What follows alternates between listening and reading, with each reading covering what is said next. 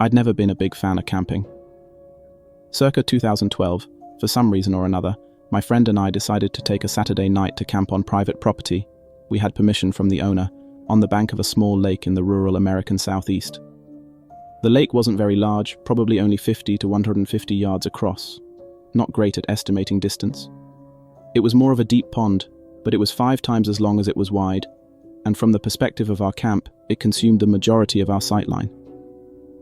The plot of land itself wasn't entirely removed from civilization. We were 5 to 10 miles outside of a small suburb of a mid-sized southern city. It definitely was not easy to access, however, and the only way in was a gated, narrow dirt road across a levee which spanned one side of the lake. This road was gated and locked. The owner gave us his code. We pulled the car through and locked the gate behind us. If you've ever been down south, you know how quickly it gets isolated outside of cities. Our cities are small, and the rural people around often live rough and wild. We have dense woods, so thick that they're not worth building in, unless you have some connection or attachment to the area. I've heard it was not profitable to cut roads through a lot of it when they were building highways in the 50s, so not much development has happened in the last 100 years, and in some places, since the Civil War. It's not uncommon to go for a 30-minute drive straight out of town and come upon cabins that are obviously off the grid. My friend and I were used to living in the suburbs, so we were just happy to see stars and hear the sounds of nature. We were at our very utilitarian camp, small Coleman 2-person tent and a blanket, simply looking around and enjoying the night when suddenly my buddy sat up real straight. He said something like, "Do you see that guy over there?" He pointed to the other side of the small lake. I didn't see anything. I sat up slightly and said, "Nah, it's just the dark playing tricks on you." He seemed actually shaken. "No, look. There's a bunch of faces behind the trees now." That got my attention, and I sat up fully, rubbing my eyes to try to gain full focus. And then I saw them. Small, round, white faces stared back at me from across the lake. Maybe 15 to 20 of them. All were positioned in such a way that their bodies were behind the trees, and only their heads were visible. The best way I can describe the faces is like very pale, somehow internally illuminated children. I should mention that neither of us were drinking or high. We were too young for that. Not for at least a few more years. We had eaten dinner at home and were just planning on going to sleep after chilling out for a while. The faces weren't moving. I was kind of sitting there in shock, thinking that my eyes would adjust and I would see that they were a reflection, bugs, or owls, or something. But I would never come to that realization. I stared right back at them for what felt like 5 minutes, looked back at my friend, and then they were gone. Bodies of water carry sound extremely well, and we heard extensive shuffling from the other side of the lake and a couple of small branches snap. It's incredible what your ears pick up on during an otherwise silent night. My buddy was tearing up a little when he said, "What the hell were those?" and I didn't have a good answer. Neither of us slept particularly well. I definitely felt validated in my feelings of disliking camping. But what were we going to do? I tried to do some research on the internet but never found a phenomenon that could explain that.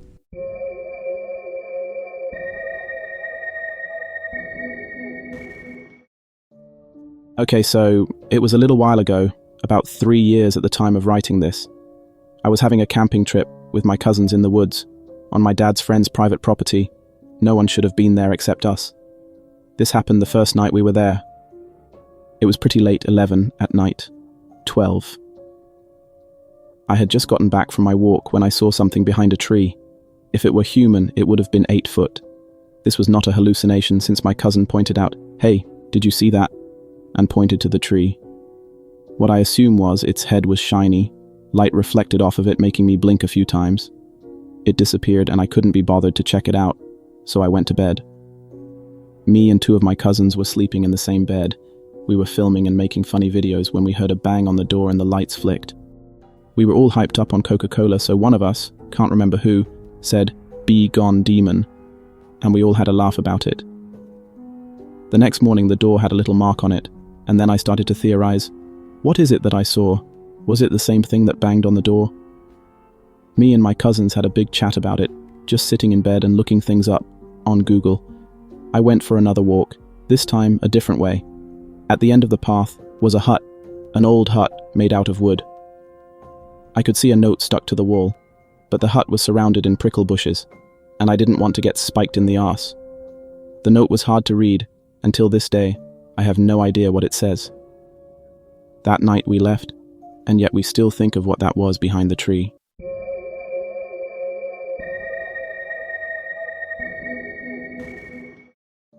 So I've been sitting on this experience a while, I guess just not wanting to make a big deal out of nothing, but after reading some of the stories here, and on other related subs, I would really like an answer to what I experienced. Back in about March of this year, I went camping with a friend, my boyfriend, and 3 dogs. My friend slept in his tent with his dog, and I slept in my tent with my 2 dogs and my boyfriend. My friend's tent was about 30 feet away from ours, and we were camping in the North Georgia mountains off an old Forest Service road. We were right next to a creek. For context, I'm an experienced backpacker, and I'm familiar with the usual nighttime sounds like rustling in the leaves, sticks breaking, cicadas, etc. I have a lot of experience camping by myself, so it's rare that I get spooked out by anything other than other humans nearby, as I'm aware of the dangers of traveling solo as a woman. However, this particular night, I wake up in the middle of the night with a sense of absolute dread I've never felt before. I check my phone, and it's about 3 to 4 in the morning. I really had to use the bathroom, and was debating on whether I wanted to try to put my hiking boots on and venture outside to go, or just try and hold it until daylight. I didn't want to wake up the dogs, because if they heard me putting on my boots, they'd likely want to go outside to go to the bathroom as well. I'm still in the tent. That's when I notice it. It's almost like a hum, but not in the pleasant way where it's a tune or anything like that. It's a low-pitched hum that was reverberating throughout the campsite forest and through my body. It had 2 tones. It started with a relatively higher pitch and would switch to the relatively lower pitch after a period of time. Then it would start over without a break in the sound at all. It wasn't soft either. It felt like it was covering the entire wooded area we were in. It didn't sound like an animal, a person, a machine, or anything that I've ever heard. At this point, I absolutely cannot hold off on a bathroom trip any longer. I quickly put on my hiking boots and quietly tell the dogs to stay put. My boyfriend is still sleeping.